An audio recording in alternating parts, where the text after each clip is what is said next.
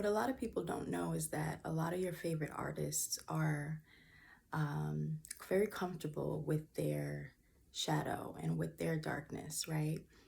And a lot of times, in order to create um, really emotional, in depth, poignant art, whether it's a piece of writing or a film or a song, you really need to be able to tap into places and parts of you that a lot of other people are afraid to look at, right? And a lot of those places could have been trauma from childhood, um, passed down, or sort of generational heavy energies.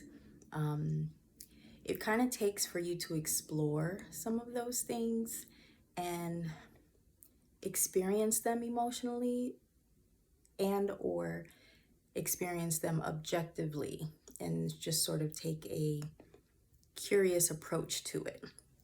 You know, all of that is part of healing, right?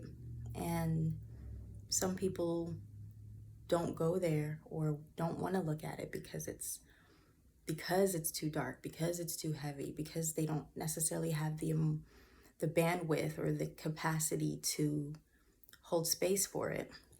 And sometimes it's because you don't have the support, right? This emotional support from another source, maybe a counselor, a therapist, another creative outlet, a friend group, supportive relatives, things like that, right? You don't have the tools in place to kind of help you navigate that energy.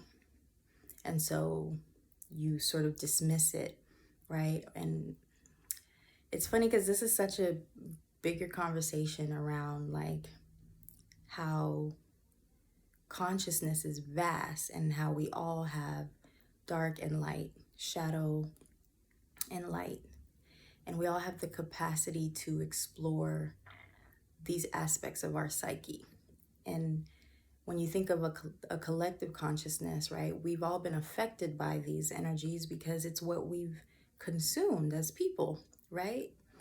When you look at the media that we've all consumed over a long period of time, the entertainment, the content, the news, what goes on in our neighborhoods, what goes on in our schools, right? What goes on at work, what goes on in our households, things, the secrets, the things that people don't really talk about. When we're afraid of those things and we don't really look at them, they tend to manifest themselves and still project themselves in other ways unconsciously. But when we can become conscious of it and take a more objective and explorative approach, an intentional approach, then we can work with these different energies, not be so overwhelmed by them, but then to just sort of study them and see how we can benefit from them. Like, what do they teach us? Right? Like, what does this teach us? How does this expand us? How does this give us more awareness of this human experience that we're having here? How does this give us more awareness of the human experience that other people are having and how we connect to them, right? And how does this play a part in, the things that we like, the things that we gravitate towards, right? And all of that is just a really, really interesting process. And it's different for every person,